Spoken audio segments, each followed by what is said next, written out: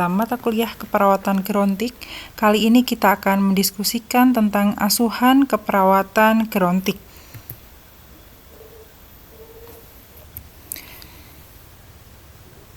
Untuk asuhan keperawatan gerontik ini dibagi menjadi dalam 3 tatanan. Yang pertama ada asuhan keperawatan gerontik dalam tatanan acute care, ya, di mana bahwa asuhan keperawatan dalam tatanan acute care ini diberikan di rumah sakit, lebih tepatnya di ruang rawat geriatrik, ya, walaupun di Indonesia sendiri masih jarang ya rumah sakit khusus yang khusus untuk merawat lansia, yang biasanya dihuni oleh lansia yang usianya lebih dari 60 tahun, ya, dan memiliki multipatologi, ya, memiliki berbagai macam penyakit, ya. Nah, untuk pelayanan di ruang rawat geriatrik ini, ya, diperlukan berbagai macam disiplin ilmu agar pelayanan dalam tatanan acute care pada lansia itu bersifat holistik, ya, di mana pelayanan yang pertama di sini dilakukan oleh yang bersifat interdisiplin atau dilakukan oleh dokter, perawat, gizi, fisioterapis, ataupun tenaga medis yang lainnya. Jadi ini yang harus ada di dalam tatanan ataupun pemberian asuhan keperawatan di tatanan acute care yang diberikan di rumah sakit, ya. Jadi harus ada tim yang berasal dari multidisiplin ilmu. Kemudian pelayanan yang diberikan dalam tatanan acute care itu juga merupakan perawatan yang berpusat pada pasien, ya. Walaupun pelayanan ini selain berpusat pada pasien, keluarga juga tetap berperan penting dalam perawatan lansia. Kemudian yang ketiga, ini ya harus dilakukan discharge planning lebih awal. Jadi ini discharge planning ini harus disiapkan sejak pasien sejak pasien masuk harus disiapkan apa saja yang diperlukan oleh pasien sehingga pasien bisa pulang dengan aman, ya. Jadi intinya perencanaan ini harus ada ketika pasien itu baru masuk di rumah sakit sampai dengan perencanaan ketika pasien itu sudah keluar dari rumah sakit, ya, sehingga pasien bisa dipastikan bisa pulang dengan aman. Selain itu, discharge planning ini selain dibuat di rumah sakit seperti yang saya sampaikan tadi, ya, juga harus discharge planning yang nantinya diberlakukan untuk pasien ataupun keluarga ketika lansia ini sudah pulang kembali ke rumah, sehingga kita tahu tentang keberlanjutan perawatan pada pasien di rumah. Walaupun memang kalau secara umum di Indonesia keberlanjutan perawatan pada pasien itu masih belum begitu baik, ya, sehingga kadang-kadang lansia ini perawatannya masih belum optimal ketika pasien ini atau lansia ini sudah kembali ke rumah. Kemudian yang keempat, pengkajian dan intervensi pada lansia itu bersifat khas, ya, di mana pengkajian kemudian intervensi yang diberikan pada lansia itu berbeda dengan cara pengkajian ataupun cara berintervensi pada orang dewasa pada umumnya, di mana untuk masalah keperawatan yang khas yang dapat terjadi pada lansia itu antara lain adalah risiko jatuh, masalah tentang perawatan diri, masalah integritas kulit, ya, gangguan mobilisasi, dan juga masalah inkontinensia. Ini adalah beberapa masalah perawatan yang khas yang terjadi pada lansia. Selanjutnya yang kedua adalah asuhan keperawatan lansia di tatanan long term care atau di nursing home, ya.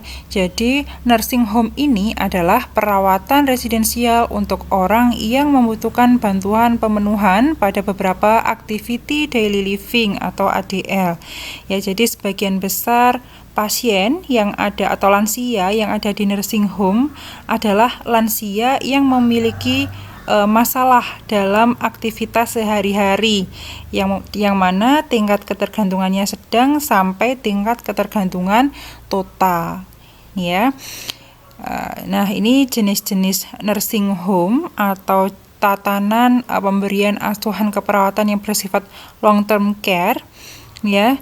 Jenis nursing home-nya ada yang bersifat short term dan ada yang bersifat long term, ya. Yang long term ini sifat pelayanannya hingga end of life, ya, sampai akhir kehidupan.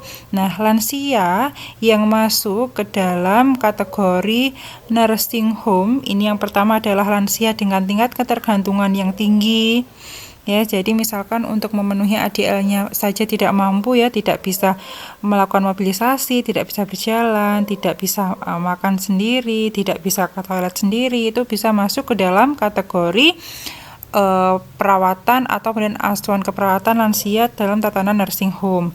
Kemudian lansia memiliki penyakit kronis.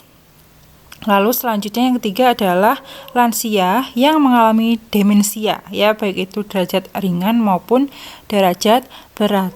Ya, jadi bisa dibedakan ya, kalau yang pertama tadi adalah asuhan keperawatan lansia dalam tatanan akut care, ini adalah asuhan keperawatan pada lansia yang diberikan pada lansia yang dirawat di rumah sakit.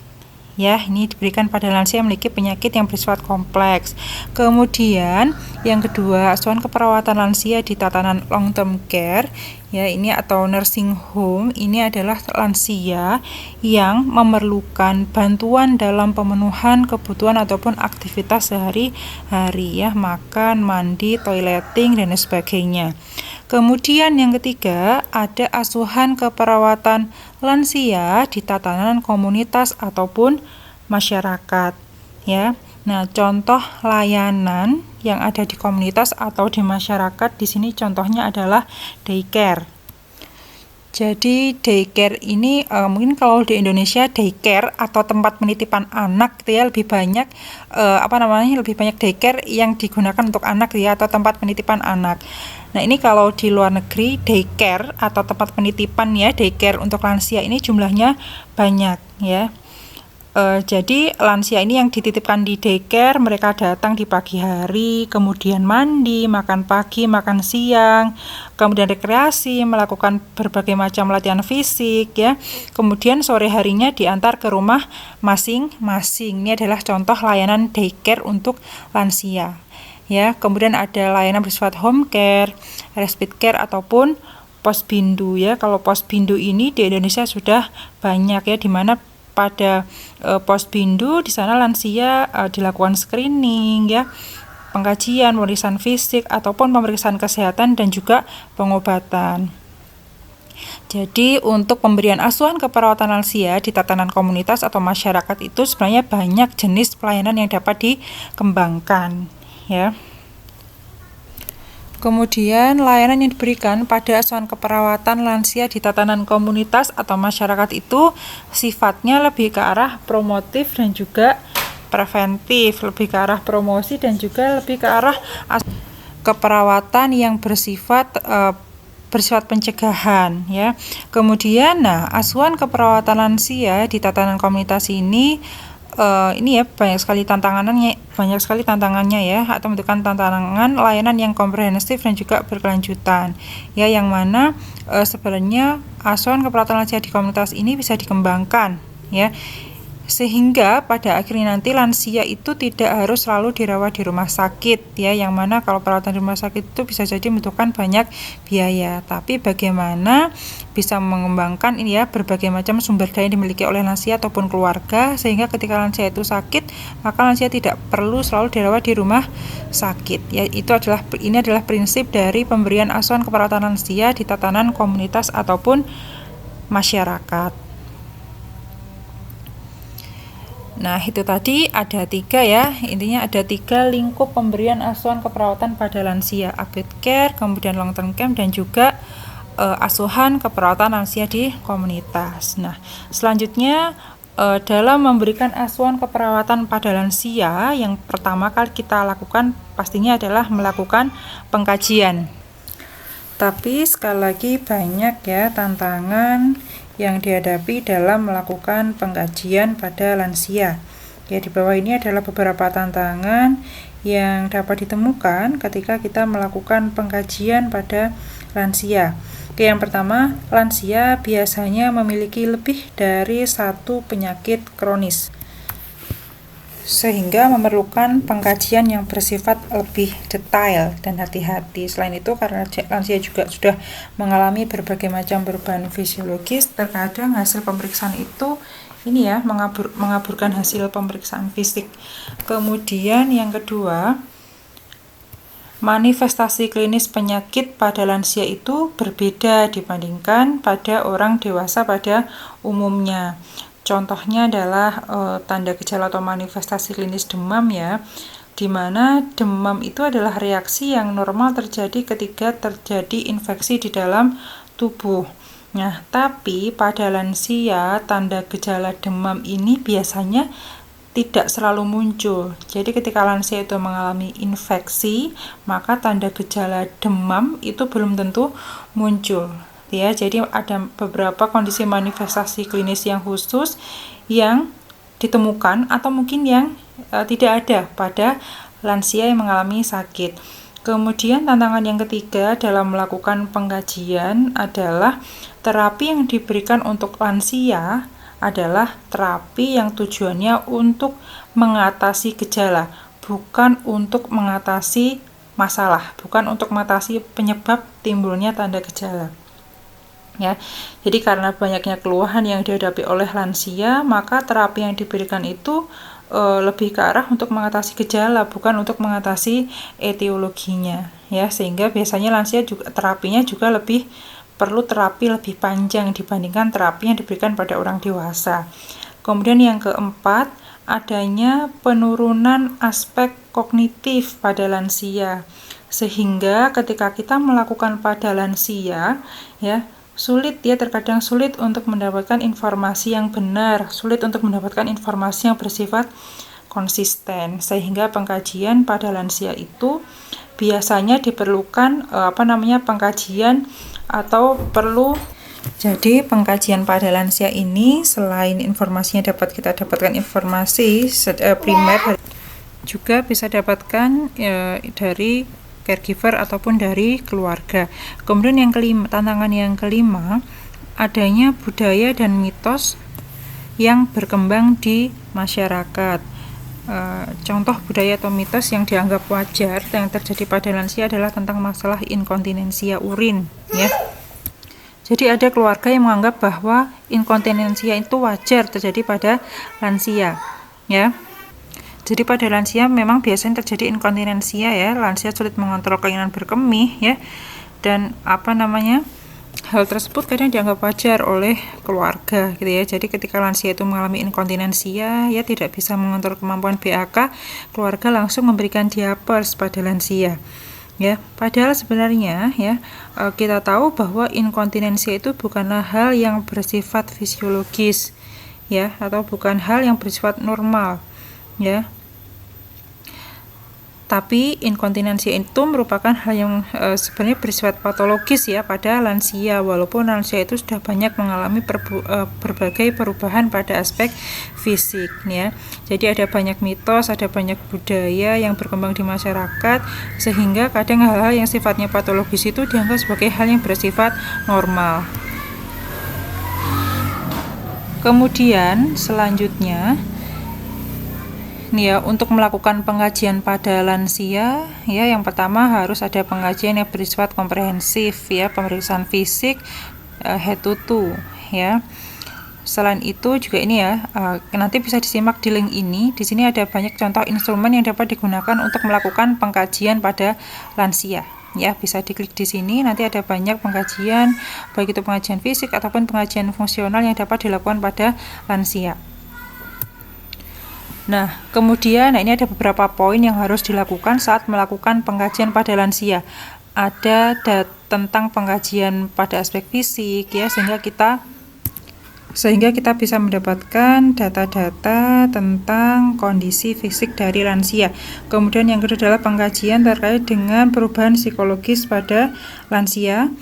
Kemudian data atau pengkajian pada aspek sosial ekonomi, spiritual ya, yang mana ini nanti bisa dilihat pada format pengkajian yang akan saya share ya untuk lebih detailnya. Nah, selain itu, ini adalah poin ke-1 sampai dengan poin ke-4, ini merupakan pengkajian yang bersifat umum ya pada lansia ya, pengkajian fisik, psikologi, sosial, ekonomi, dan spiritual. Kemudian ada pengkajian khusus yang dapat dilakukan pada lansia. Ya, ini adalah pengkajian status fungsional dan juga pengkajian tentang status kognitif. Oke, ini adalah pengkajian khusus yang pertama tentang pengkajian fungsional pada lansia. Jadi pengkajian status fungsional ini tujuannya adalah untuk mengukur kemampuan lansia dalam menunjukkan kemampuannya dalam melakukan tugas perawatan pada diri sendiri dan juga kemampuan dalam melakukan aktivitas sehari-hari, ya. Jadi status fungsional ini merupakan status tertinggi ya pada pengkajian pada lansia, karena pada pengkajian fungsional ini kita bisa mengetahui kemampuan lansia dalam melakukan perawatan diri atau dalam memenuhi kebutuhan sehari-hari, ya. Nah, ini atau ini ya, kalau disimpulkan ya, status fungsional lansia itu fungsional lansia dikatakan tinggi jika seorang lansia dapat melakukan perawatan diri secara mandiri, ya. Jadi pengkajian fungsional ini istilahnya juga bisa untuk mengetahui tingkat kemandirian lansia dalam melakukan pemenuhan kebutuhan sehari-hari atau dalam melakukan aktivitas sehari-hari. Nah, ini contoh instrumen untuk pengkajian fungsional. Ada instrumen Bartel Index, ya, CATS Index, dan juga IADIS Index, ya. Jadi instrumen-instrumen ini adalah instrumen yang digunakan untuk mengetahui kemampuan pasien dalam melakukan aktivitas makan, minum, toileting, ya, mobilisasi atau berpindah dan sebagainya. Kemudian aktivitas mandi dan sebagainya bisa dilihat dalam instrumen Bartel Index dan juga CATS Index, ya. Kemudian kalau IAD instrumen ini sebenarnya bisa dilihat dari link yang saya tampilkan di slide sebelumnya tadi. Kalau IAD index ini adalah instrumen yang digunakan untuk melakukan pengkajian aktivitas harian pada lansia yang membutuhkan beberapa instruksi khusus, ya. Contohnya misalkan bagaimana kemampuan lansia dalam mencuci pakaian, kemampuan lansia dalam mengelola keuangan, kemudian mengendarai motor dan sebagainya, itu ada di instrumen ini, ya. Bisa dicek di web yang saya tampilkan di slide sebelumnya tadi. Nah, ini beberapa contoh yang saya tampilkan di sini, ya. Ini adalah pengkajian status fungsional dengan menggunakan indeks CATS ini, ya. Jadi di sini ada beberapa kriteria ini, ya. Jadi ada banyak komponen yang harus dikaji. Ini adalah kemandirian dalam hal makan, minum, berpindah ke kamar mandi, ya, berpakaian dan juga mandi. Kemudian poin B atau skor B ini adalah kemandirian dalam aktivitas hidup sehari-hari, ya. Kemudian yang C ini kemandirian dalam aktivitas hidup sehari-hari kecuali mandi dan satu fungsi tambahan. Jadi ini skor A ini dikatakan sebagai skor tertinggi dari pemeriksaan pengkajian status fungsional dengan menggunakan indeks CATS, di mana dari pengkajian indeks CATS ini dikatakan lansia memiliki skor A jika lansia tersebut mandiri dalam melakukan makan, minum, berpindah, kemudian bisa melakukan aktivitas di kamar mandi, ya, bisa melakukan aktivitas berpakaian dan juga mandi. Nah, kemudian dikatakan lansia tersebut memiliki skor B jika lansia itu mandiri dalam aktivitas hidup sehari-hari kecuali satu dari fungsi di atas ini yang tidak dimiliki. Jadi contohnya misalkan lansia itu mampu mandiri dalam hal makan, minum, berpindah ke kamar kecil, dan berpakaian. Tapi lansia itu tidak bisa mandi sendiri. Berarti itu adalah masuk ke dalam kategori skor B. Nah, kalau skor C, ini ya kemandirian dalam aktivitas hidup sehari-hari kecuali mandi dan satu fungsi tambahan. Berarti lansia tersebut dikatakan indeks CATS-nya skor C jika lansia tersebut mandi dalam hal makan, minum, berpindah ke kamar kecil, ya, hanya ini saja. Dan lansia tersebut tidak mampu melakukan aktivitas mandi, dan contohnya adalah aktivitas berpakaian, ya, atau aktivitas yang lain, ya. Yang jelas kalau skor C itu berarti lansianya tidak bisa mandi dan tidak bisa melakukan beberapa aktivitas atau satu aktivitas dari beberapa aktivitas yang ada di sini dan seterusnya. Jadi itu adalah contoh penilaian status fungsional pada lansia dengan menggunakan indeks CATS. Selanjutnya ini ada pengkajian status kognitif ya. Jadi tadi ada pengkajian status fungsional dan juga pengkajian status kognitif. Kalau pengkajian status fungsional bisa dicek di link ya. Tadi ada yang menggunakan indeks CAT, Bartel Index dan juga IAD Index. Nah, ini untuk pengkajian status kognitif ada beberapa instrumen yang bisa digunakan. Yang pertama adalah instrumen SPM-SHI atau Short Portable Mental Status Questionnaire. Ini SPM-SHI ini adalah instrumen yang digunakan untuk melakukan penilaian tentang fungsi intelektual pada lansia ya. Jadi instrumennya ada di sini ini ya. Ini ada 10 poin ya, ada 10 poin pertanyaan pada lansia. Ini jadi ditanyakan sekarang tanggal berapa, hari apa sekarang, terus kemudian sekarang itu lansia ada di mana ya, dan seterusnya. Kemudian setelah 10 poin pertanyaan ini kita tanyakan pada lansia, lalu kita hitung skornya ya. Jika dari 10 jawaban ini ya, dari 10 pertanyaan ini ya, kemudian jawaban lansia ini misalkan salahnya itu 0 sampai dengan 3 ya, berarti dikatakan fungsi intelektualnya utuh ya. Jadi kalau di sini lansia dari 10 pertanyaan ini bisa menjawab 7 pertanyaan ya, 7 pertanyaan ya, berarti yang salah 3 berarti dikatakan fungsi intelektualnya utuh ya. Kalau salah 4 sampai 5 jawaban dari 10 pertanyaan ini berarti dikatakan kerusakan intelektualnya ringan dan seterusnya. Ini ya, jadi ada 4 kategori: fungsi intelektual utuh, kerusakan intelektual ringan, kerusakan sedang, dan juga kerusakan berat. Ya, jadi ini adalah SPM-SHI, salah satu instrumen yang digunakan untuk melakukan pengkajian kognitif, lebih tepatnya untuk mengkaji fungsi intelektual lansia. Kemudian yang kedua ada MMSE atau Mini Mental State Exam. Ini adalah instrumen yang digunakan untuk menguji aspek kognitif dari fungsi mental, kemudian kemampuan orientasi, registrasi, perhatian, dan kalkulasi, serta kemampuan untuk mengingat kembali, dan juga pengkajian untuk bahasa. Ini agak panjang instrumennya. Jadi ini ada beberapa poin tadi ya. Ini misalkan pengkajian aspek kognitif pada poin orientasi atau kemampuan pengenalan. Ini pertanyaan yang bisa diberikan pada lansia. Tanyakan ya, apakah lansia itu bisa menyebutkan dengan benar tentang tahun, ya, musim hujan atau kemarau, tanggal, hari, dan juga bulan. Ini ada 5 pertanyaan. Kemudian pertanyaan orientasi yang kedua, ini ditanyakan tentang orientasi tempat ya, sekarang ada di mana, dan seterusnya. Kemudian kemampuan registrasi, ini kita minta lansia untuk menyebutkan nama 3 objek ya, di mana 1 detik untuk mengatakan masing-masing objek ya. Jadi pemeriksa ini menunjukkan barang atau menunjukkan benda pada lansia, lalu kita minta lansia itu untuk menyebutkan nama masing-masing benda tadi, dan 1 benda itu diberi waktu 1 detik untuk langsung menyebutkan. Ya, ini ya, kemudian pengkajian untuk perhatian dan juga kalkulasi, ya, kemampuan berhitung, kemampuan mengingat, ya. Kemudian untuk kemampuan bahasa. Ini contoh kemampuan mengingat, misalkan ini adalah kita minta klien atau lansia mengulangi ketiga objek pada nomor 2 tadi, ya. Bila benar 1 poin untuk masing-masing objek, nih ya, kan ada 3. Nah, ini nyambungnya dengan pertanyaan nomor 2 tadi. Ya, jadi perawat kan atau kita sebagai pemeriksa atau sebagai perawat memberikan 3 objek benda kepada lansia, kemudian kita minta untuk menyebutkan. Nah, nanti pada pengkajian nomor 4 ini 3 benda yang kita sebutkan atau yang kita berikan pada lansia di nomor 2 tadi kita minta untuk menyebutkan kembali apakah lansia tersebut masih ingat atau tidak.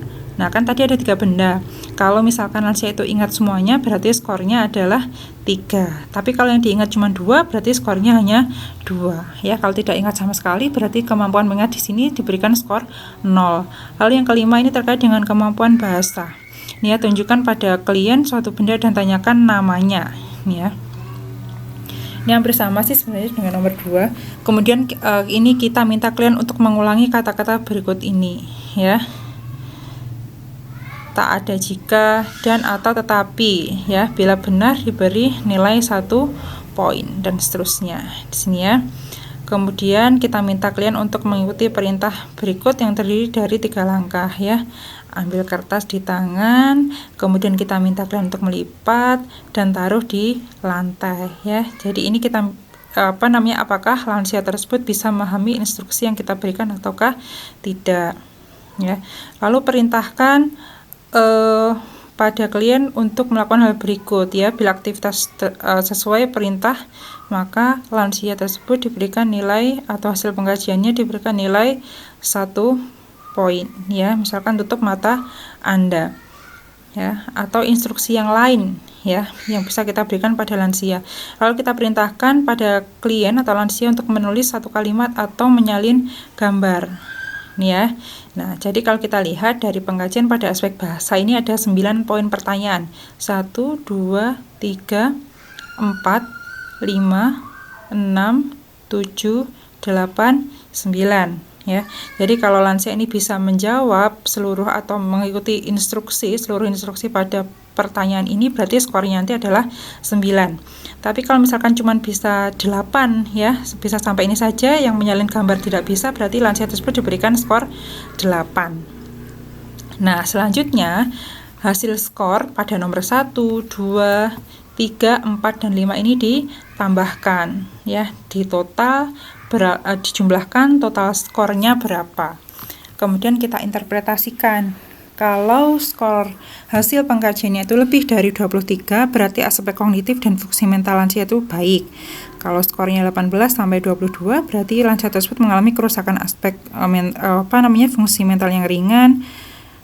Kalau skornya kurang dari sama dengan 17, berarti terdapat kerusakan aspek fungsi mental yang berat, ya. Itu tadi adalah contoh instrumen yang digunakan untuk mengkaji fungsi kognitif pada lansia.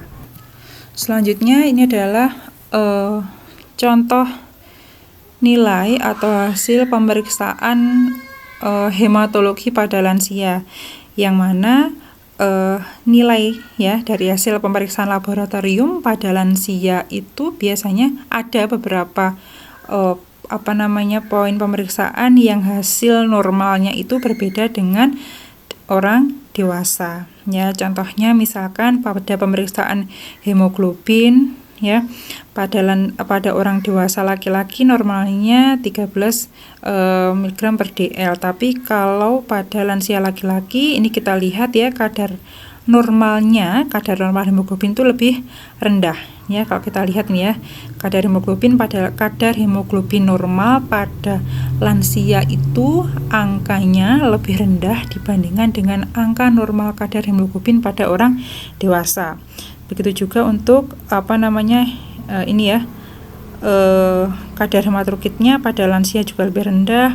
Kemudian untuk pemeriksaan sel darah putih pada lansia juga lebih rendah, dan juga platelet ataupun trombosit, ya.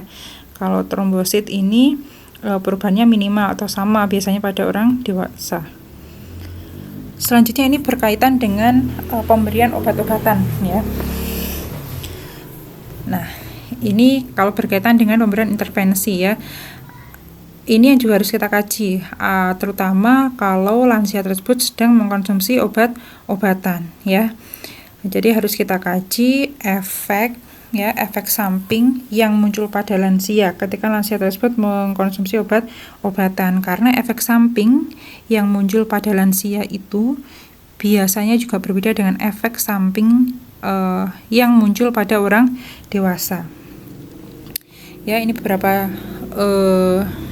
contoh obat, ya, yang bisa menimbulkan efek samping yang berbeda dibandingkan dengan orang dewasa. Nah, ini contohnya, ini adalah obat-obatan yang memiliki cara yang berbeda, ya, terkait dengan fungsinya ketika ada di renal atau ada di ginjal, ya. Jadi obat ini memiliki cara yang berbeda untuk dikeluarkan dari dalam tubuh melalui ginjal. Contohnya adalah obat-obatan dari golongan amoksisilin, kemudian metformin, ranitidin. Itu perlu dipantau, ya, lebih lanjut pada lansia. Jangan sampai ginjal lansia itu mengalami gangguan akibat konsumsi obat-obatan tadi, ya. Amoksisilin, metformin, ranitidin, dan sebagainya. Nah, itu memiliki efek yang berbeda pada ginjal, antara lansia dengan orang dewasa. Ini juga ada beberapa obat-obatan yang lainnya yang bisa berpengaruh pada lansia atau yang sifat kerjanya itu berbeda dengan sifat kerja pada orang dewasa. Nah, kalau tadi kita sudah membahas tentang pemeriksaan atau pengkajian pada aspek fisik ya, kemudian juga pengkajian tambahan ya, seperti pengkajian pada status fungsional dan juga pada pengkajian untuk fungsi kognitif. Yang tidak kalah penting untuk dilakukan pada lansia adalah pengkajian pada lingkungan ya, dimana kita tahu bahwa risiko jatuh pada lansia itu sangat tinggi. Oleh karena itu kita perlu melakukan pengkajian pada lingkungan ya. Yang pertama, pastikan bahwa pencahayaan dalam ruangan lansia itu seperti apa ya. Ini harus kita kaji bagaimana pencahayaan ruangan milik lansia itu. Jadi pencahayaan ini sebenarnya tidak hanya perlu diperhatikan saat malam hari, tapi juga pencahayaan pada siang hari. Ini ya, apakah kalau pada siang hari terdapat cahaya yang masuk dalam ruangan dengan cukup. Kemudian kalau malam hari ini ya, berkaitan dengan cahaya lampu kalau cahaya lampu yang direkomendasikan itu adalah lampu neon ya, bukan lampu pijar atau neon box mungkin ya, karena lansia itu cenderung sensitif dengan cahaya yang silau ya. Jadi pastikan pencahayaan baik itu pada siang hari ataupun malam hari pada lansia itu pada kondisi yang tepat. Kemudian yang kedua, terkait dengan barang-barang yang ada di dalam rumah ya. Kalau pada lansia, biasanya lansia itu berpegangan dengan barang-barang yang ada di rumah ketika sedang berjalan. Nah, furniture ataupun alat-alat rumah tangga yang tidak kuat ya, yang tidak adekuat ya, biasanya berisiko menyebabkan lansia jatuh. Misalkan usahakan tidak ada hiasan-hiasan keramik, pajangan keramik yang ada di rumah ya. Kalau sampai keramik itu digunakan untuk pegangan pada lansia, bisa berisiko menyebabkan lansia itu jatuh. Kemudian yang ketiga yang perlu kita kaji adalah lantai ya, jangan sampai lantainya itu licin. Kemudian selanjutnya tangga ya. Tangga ini juga harus sifatnya ergonomis ya, sehingga pas ketika digunakan oleh lansia. Lalu yang kelima adalah alat bantu jalan ya. Jadi apakah lansia itu menggunakan alat bantu jalan atau tidak ketika melakukan mobilisasi ya. Kita cek apakah alat bantu jalan yang digunakan oleh lansia itu sesuai dengan aturan atau tidak. Misalkan menggunakan tripod ataupun dengan menggunakan krek gitu ya, misalkan ya, harus kita kaji alatnya apakah sesuai untuk lansia ataukah tidak. Lalu yang perlu kita kaji adalah yang keenam, tentang kamar mandi ya.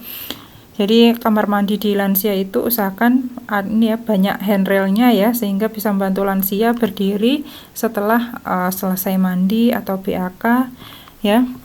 Nah, ini contohnya ya.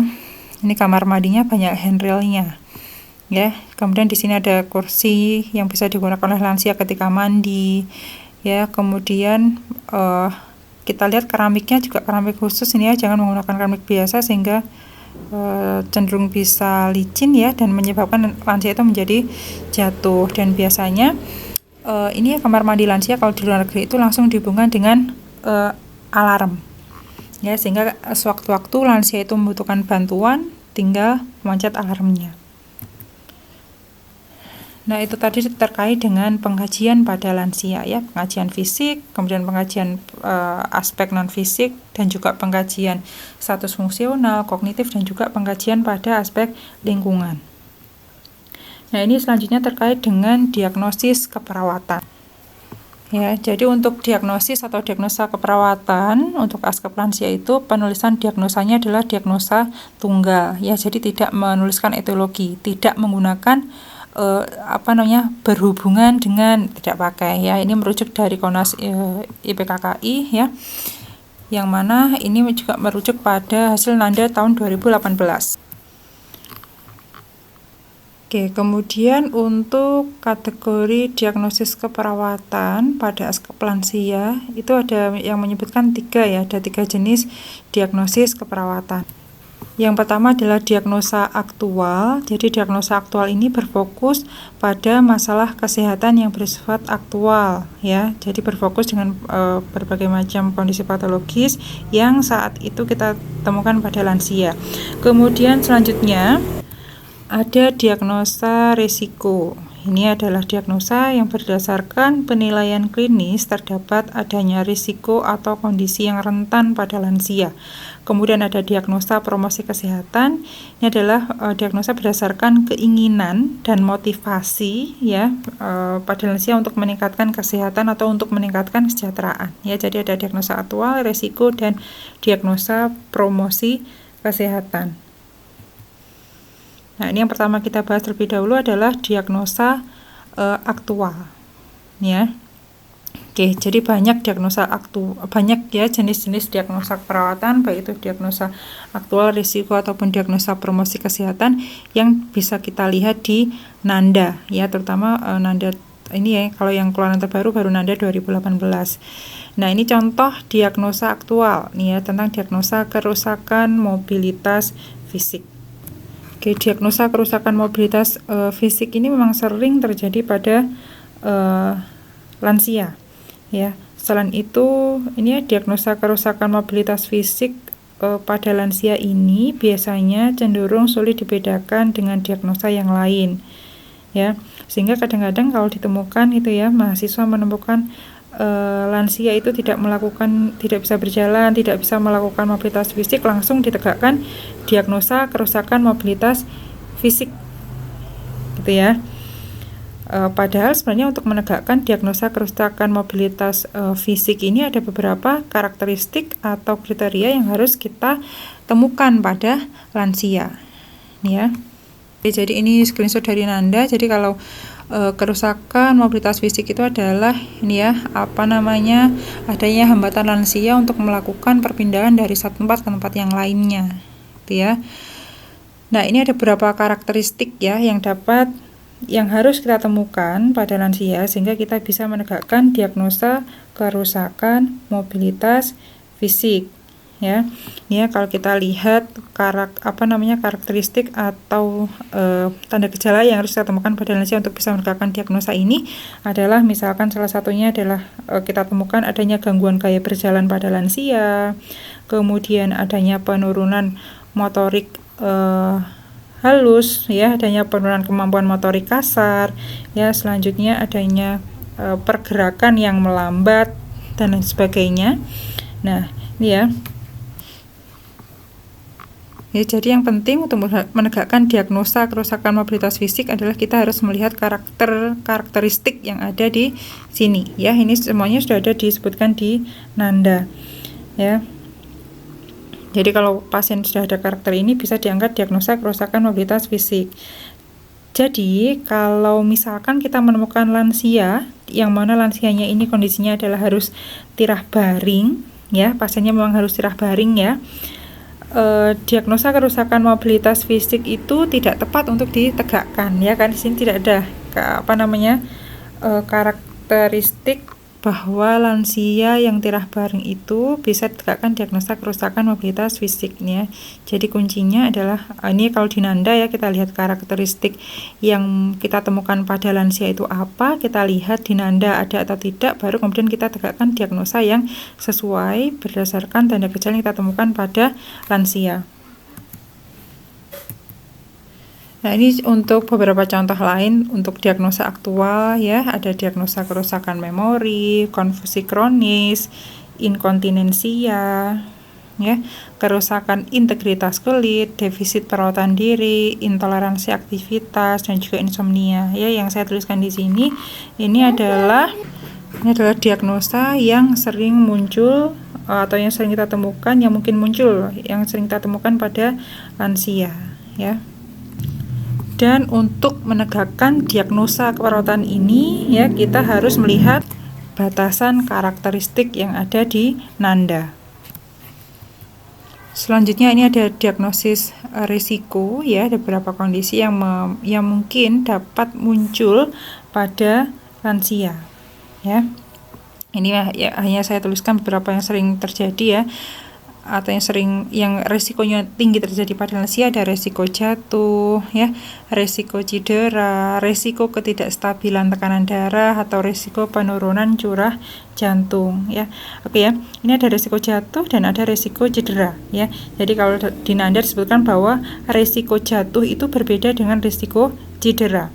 Ya, kalau cedera itu bisa saja disebabkan ketika lansia itu cedera itu bisa saja disebabkan bukan karena jatuh saja, tapi cedera ini juga bisa disebabkan karena hal-hal yang lain ya, misalkan lansia ini terkena benda tajam ya, atau hal-hal yang lainnya. Tapi kalau risiko jatuh ini adalah cedera yang disebabkan karena jatuh. Jadi berbeda ya, risiko jatuh itu ya ketika lansia itu bisa berisiko untuk jatuh. Kalau risiko cederanya ini bisa disebabkan oleh berbagai macam faktor, bukan hanya karena akibat dari lansia itu jatuh saja. Dan untuk menegakkan diagnosa ini ya, risiko jatuh ini penekanannya adalah pada pengkajian lingkungan ya. Jadi silakan dilakukan analisa lingkungan yang berisiko untuk jatuh nih ya. Jadi kalau kita menemukan misalkan lantai kamar mandi lansia itu licin, kemudian tidak ada handrail ya, kemudian selanjutnya adalah misalkan penerangan di kamar mandinya itu redup atau tidak baik, berarti bisa ditegakkan risiko jatuh. Tapi sekali lagi untuk menegakkan diagnosa ini harus kita lihat karakteristik yang ada di nanda. Kalau resiko ketidakstabilan tekanan darah ini memang masih diagnosa yang baru ya di nanda, adanya di nanda tahun 2018. Jadi diagnosa ini bisa diangkat ketika lansia itu belum pernah mendapatkan diagnosa hipertensi sebelumnya. Ya, jadi ini bisa diangkat.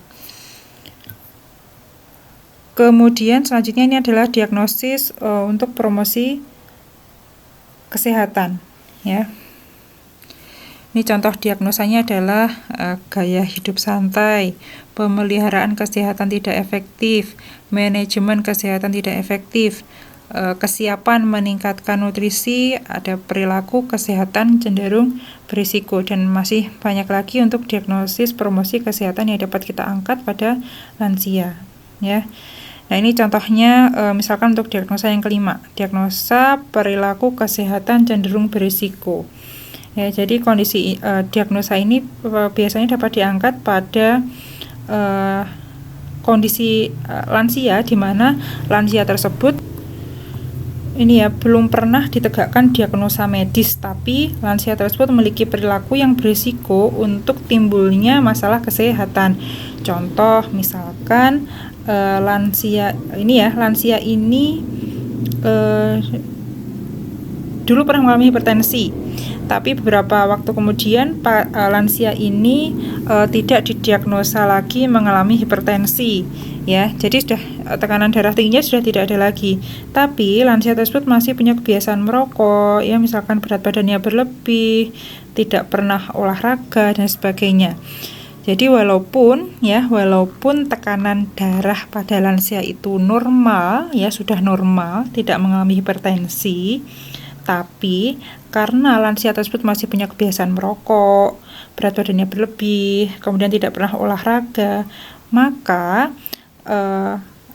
berarti bisa diartikan masih adanya perilaku yang berisiko mengalami hipertensi kembali ya, sehingga diagnosa perilaku kesehatan cenderung berisiko ini bisa ditegakkan pada lansia ya. Semoga bisa dipahami ya kalimat yang saya sampaikan.